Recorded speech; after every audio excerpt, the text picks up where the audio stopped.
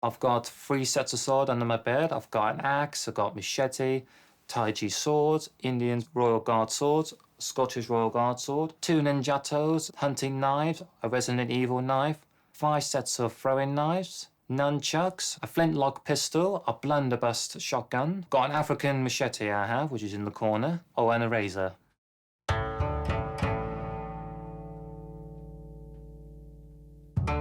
This is where I live with my family in Hemel Hempstead. I suffer from autism. My main problem is mostly not being able to talk well with people and learn to communicate. Didn't hardly speak until about 7. I was quite a mute before then. It was very bad for me in school. I was always bullied because of my autism. I wanted to learn martial arts to defend against bullies because they used to call me autistic boy, you're nothing. My mum always said that if they ever hurt you, you hit them back. People think I was taught by professionals, but it was all self-taught from films. I just love deadly weapons. I train with my weapons an hour a day, and I try to get through as many moves as I can. You thrust, you twist, pull, slash, hit them on the head. Sometimes I like to pretend to be a ninja, to go around, killing samurais because they're fast. A lot of people do say that I am superhuman a lot. They say, because of my speed and all that. Because when I run, believe me, I can run fast. I try to keep my autism a secret as much as I can and try and speak normally, but most of the time people can actually tell that I've got some sort of autism just by the way I talk. Before cosplaying, I wasn't really happy. I don't know why. I think it was just being me. But then I started cosplaying and it started creating happiness for me. Going to cosplay conventions is the one thing that makes me truly happy.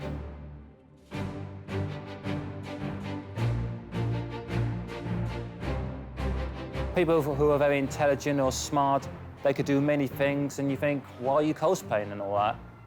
When you want to do something else in your life. And of course, they obviously want to do cosplay and to become different people and all that.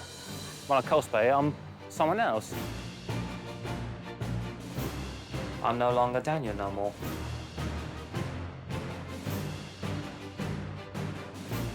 No one cares if I've got autism or not.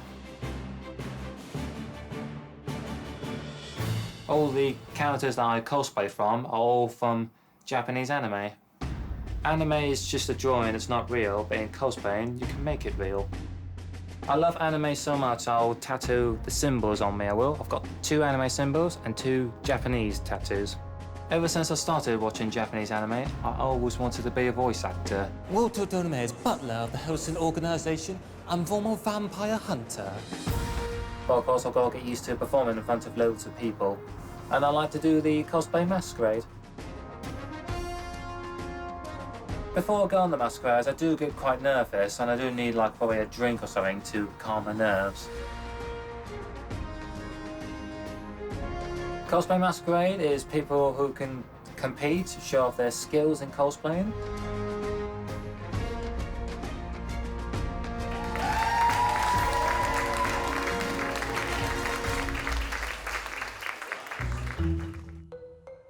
Also are rubbish! It's a bit exposed. And I am hoping for my little brother to cosplay along with me, but of course he wants to be a famous footballer, so maybe never. To my mum, cosplay is almost like a fantasy world. She doesn't really understand it truly, but she respects that I like to cosplay and dress up as characters and that. Compared to what he was before, he used to stay in his room and just sort of not do an awful lot. And now he's just come out and it's just completely changed him. He's just so happy now. When I cosplay, I wish I could just stay in that cosplay world, sort of cosplay forever. So this is one of my breasts, my foam breasts. To be honest, I prefer breasts without nipples. Personal preference. I know what they're there for, but for the purposes of what I like, I don't need them. No, I never really wanted to be masculine in the stereotypical sense. It's not really an attractive look to me. People think, square face, nice sculpted body. Not really my thing. Currently, I work in a casino. I am a croupier, and I deal all the games. Being Asian in England has its ups and downs. I mean, when growing up, yeah, there was a lot of kids who picked on me for being a chinky. But as I got older, other people started to admire me for how I looked. We're all human beings, you know? Sometimes I just need one of them days to make myself look very good. Make myself feel like $1 million. If cosplay is the act of dressing as a character from a film or comic, then crossplay is a branch of that where you dress as the opposite gender from a film or comic. Within the cosplay community, there are quite a few people who try and do their makeup as if they were Asian. I mean, generally, the first thing I do is, you know, the night before, I take a shower, shave the appropriate areas that I need to shave. I mean, there's only so far I can go when I cosplay and try and do sex appeal as a man. You know, there's not many guys that can cosplay girls successfully and look at least half decent or convincing. Crossplay, I'd say, helped me understand the opposite sex a little bit better. Why they take so long doing makeup, etc. The pain of walking in heels.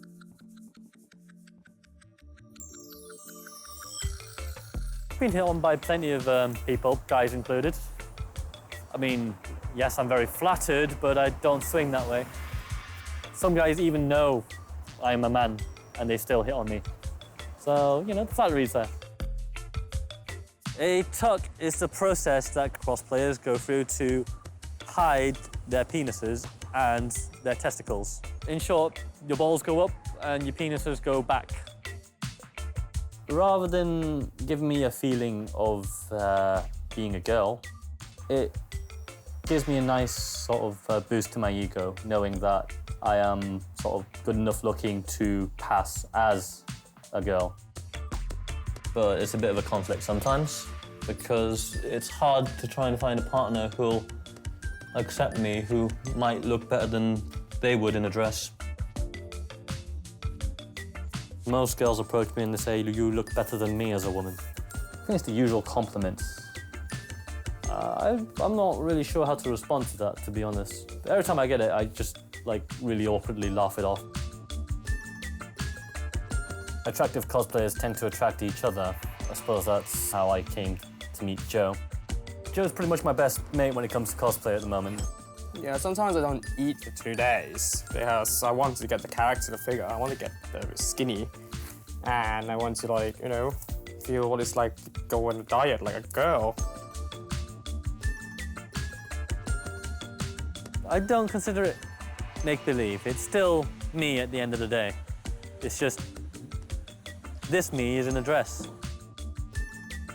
I make all my costumes from scratch. All my costumes are made by me, but sometimes there are limitations to what I can do and what I think I can do, and I do end up working like 12 to 15 hours a day on a costume, like really breaking just to make dinner is generally what goes on. It is pretty mental. At school, I was one of the emo kids, but I was a really bad emo kid because I was the most cheerful, hyperactive one you've ever met. I studied game design at university, which was a digital course, and I learned absolutely loads from it. But I was really needing to make something properly, make something physical. It was about 2 years ago that I discovered the world of cosplay. It popped up on Facebook, and then it sort of spiraled out of control from there.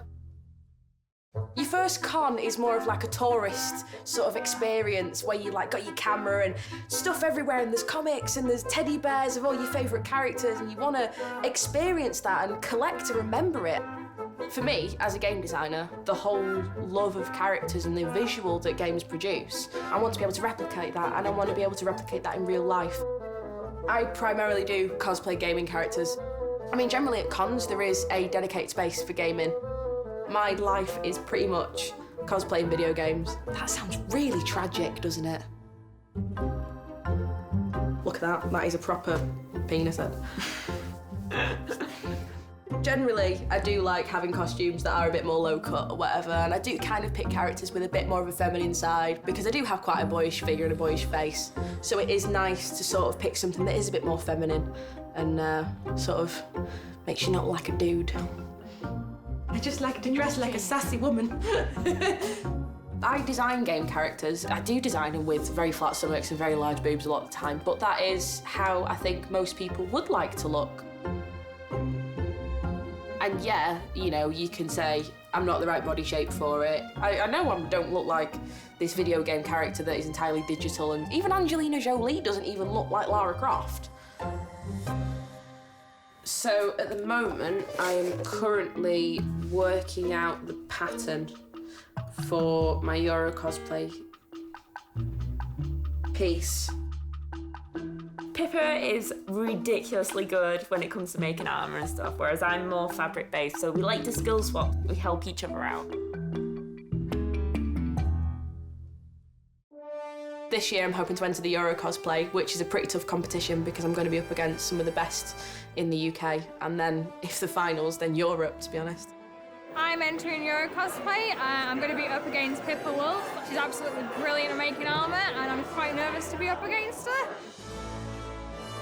I am hoping that this actually goes okay and I don't fall off stage, because last time I did kind of trip over on my own skirt.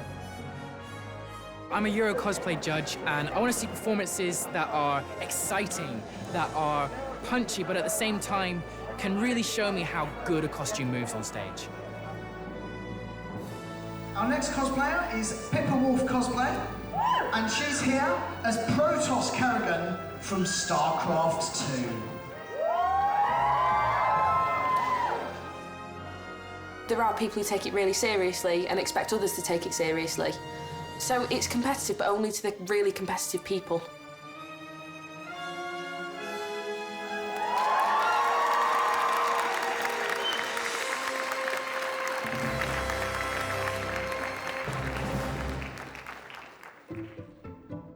It's always nice to have something where you can make something incredibly beautiful and wear something that is insane, and people look at the costume and don't look at you and are more interested in your skills and your achievements rather than your physicalness and what you look like.